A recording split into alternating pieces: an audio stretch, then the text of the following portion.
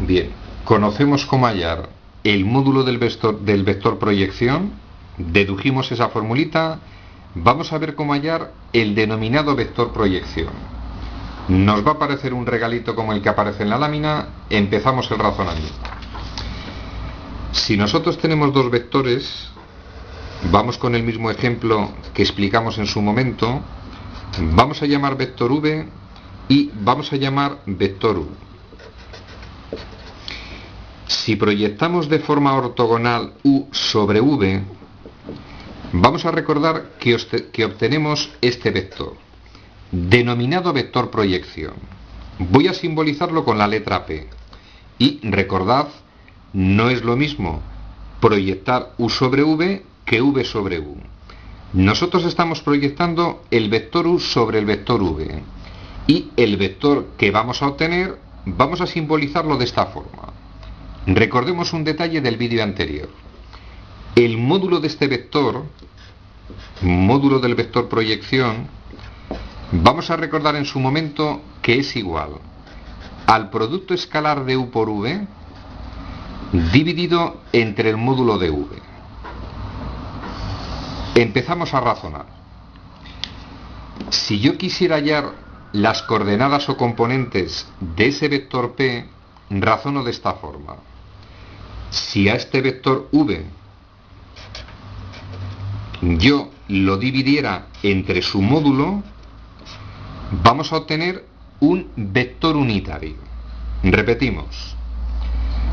Si a un vector se divide entre el valor de su módulo, el vector que obtenemos es un vector normalizado, es decir, un vector unitario. Esto representa un vector unitario al vector v. Si yo a este vector unitario lo multiplico por el módulo del vector p, es evidente que obtendría el vector v. Repetimos.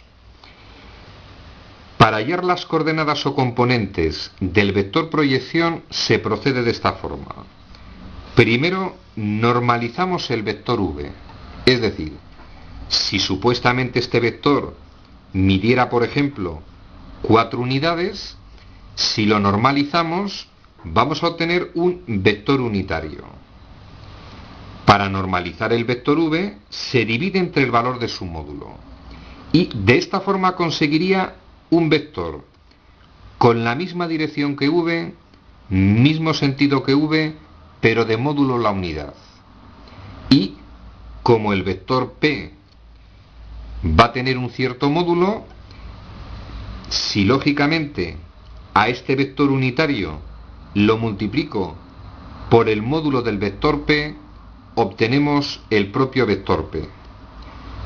Si sustituyo la expresión módulo de p por esa expresión, nos queda que el vector proyección va a ser igual al vector v entre el módulo de v por el vector p, que equivale al producto escalar de u por v dividido entre, en este caso, recordad, módulo de v. Simplifico la expresión y nos quedaría producto escalar de u por v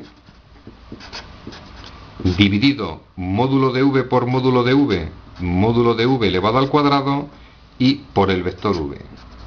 Expresión que vimos en la primera lámina. Resumen al contenido de este vídeo.